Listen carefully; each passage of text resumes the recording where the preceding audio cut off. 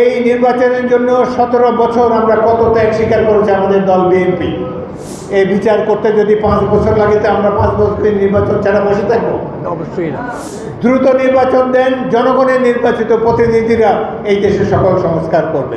মুক্তিযোদ্ধা এবং মুক্তিযুদ্ধের প্রজন্ম তাদের সক্রিয় সংগ্রামের ফলে এই সরকারের পরিবর্তন হয়েছে, হাসিনাকে বিদায় করতে পেরেছি আমরা।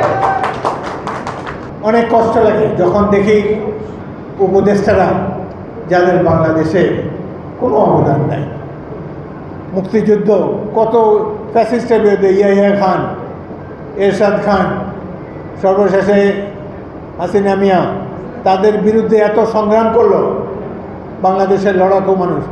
এদের তো একটা স্টেটমেন্ট দিতে দেখি নাই কোনোদিন, একদিনও রাজপথে নামেন নাই, একটা ফেসবুকে স্ট্যাটাস দেন নাই। এখন তারা দেখি সব সবাই বসে আছে। কীভাবে এরা পাদপ্রদীপের আলোয় আসে আমি বুঝতে অক্ষম। যারা ত্যাগ তিতিক্ষা করেছে, যারা জীবন বাজি রেখেছে, তাদের তো এখানে দেখি না। যখন আমরা গণতন্ত্রের প্রতিষ্ঠার দ্বার প্রান্তে উপনীত হই তখনই এক ধরনের লোক ষড়যন্ত্র করে। গণতন্ত্র প্রতিষ্ঠার জন্য অতীতে যাদের কোনো ত্যাগ তিতিক্ষা কিছুই ছিল না, তারা এখন গণতন্ত্র সম্পর্কে রাজনৈতিক দলগুলোকে সবক দেওয়ার চেষ্টা করে। বাংলাদেশটিকে নিয়ে এখন একদল মতলববাজ খেলছে। আমরা শুনতে পাচ্ছি বাইরের পৃথিবীতে একটি পরাশক্তি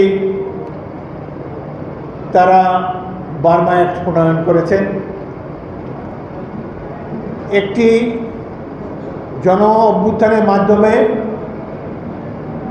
মাফিয়া সরকারকে পরিবর্তন করেছে বাংলাদেশের লড়াকু জনগোষ্ঠী।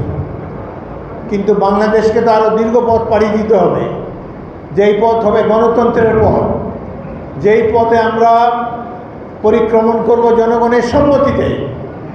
সেখানে যার যতগুলাই পিএইচডি ডিগ্রি থাকুক, কিন্তু জনগণের সম্মতি ছাড়া এখানে কোনো ধরনের যুদ্ধে বাংলাদেশকে লিপ্ত করা যাবে না। এইখানে যা কিছু হবে, যা কিছু সংস্কার হবে, নির্বাচিত পার্লামেন্ট করবে। দ্রুত নির্বাচন দেন, জনগণের নির্বাচিত প্রতিনিধিরা এই দেশে সকল সংস্কার করবে। একটি সংস্কার খুবই প্রয়োজন ছিল, তত্ত্বাবধায়ক সরকারের অধীনে নির্বাচন। সেটিতে সব রাজনৈতিক দল একমত হয়েছে, এটি প্রধান সংস্কার হয়ে গিয়েছে। এরপরে যদি প্রয়োজন বিচার চালান, আপনারা চালু করেন। যে সরকার নির্বাচিত হয়ে আসবে আগামী নির্বাচনে, তারা এই মাফিয়া সরকারের যত রকম চেলা চামুণ্ড, তাদের খুন গুম জালিয়াতি অর্থ পাচার সব কিছুর বিচার করা হবে। বিশেষ করে যারা গুলি করে, হেলিকপ্টার থেকে গুলি করে যারা আমাদের নিরীহ তরুণদেরকে হত্যা করেছে, শিশুদেরকে হত্যা করেছে, তাদের বিচার করতে হবে।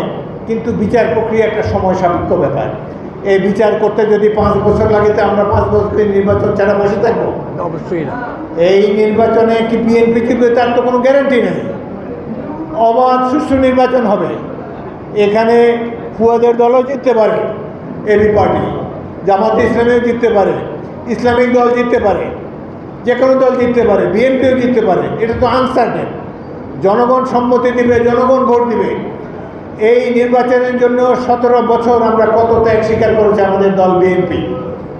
এই মুক্তিযোদ্ধা দল, সাদেক, উলফত এবং অন্যান্য রেজা, অন্যান্য কয়েকজনকে আমরা দেখেছি 5ই আগস্টের আগেই নিয়মিতভাবে মিছিল করেছে, শহীদ মিনারে গিয়ে ঝাঁঝালো বক্তব্য দিয়েছে।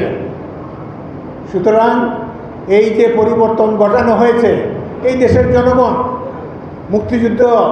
মুক্তিযোদ্ধা এবং মুক্তিযুদ্ধের প্রজন্ম তাদের সক্রিয় সংগ্রামের ফলে এই সরকারের পরিবর্তন হয়েছে, হাসিনাকে বিদায় করতে পেরেছি আমরা। আমি প্রধান উপদেষ্টার কাছে অত্যন্ত সবিনয় মুক্তিযোদ্ধাদের পক্ষ থেকে নিবেদন করতে চাই, আপনারা যখন দূর থেকে বাংলাদেশ নামক একটি রাষ্ট্র সৃষ্টি হতে দেখেছেন, আমরা এই যুদ্ধে অংশগ্রহণ করেছিলাম। মেজর জিয়াউর রহমান এবং অন্যান্য সেনানায়কদের নেতৃত্বে আমরা মুক্তিবাহিনী গঠন করে 9 মাস যুদ্ধের পরে এই দেশটিকে স্বাধীন করেছি। আমরা এই যুদ্ধটি ছিল গণতন্ত্রের জন্য যুদ্ধ, সুতরাং গণতন্ত্রকে ব্যাহত করবে না। আমরা মুক্তিযোদ্ধারা যখন বলবো যে অবিলম্বে নির্বাচন হওয়া প্রয়োজন, তখন এটার জন্য আপনার আর কারো সার্টিফিকেটের প্রয়োজন হবে না। এই দেশ আমরা গড়েছি, আমরা সৃষ্টি করেছি। এই দেশ যতদিন থাকবে যেই বয়সে আমাদের হোক না কেন, আমরা এবং মুক্তিযুদ্ধের প্রজন্ম স্বাধীনতা সার্বভৌমত্ব অক্ষুণ্ণ ইনশাআল্লাহ আমরা রাখবো।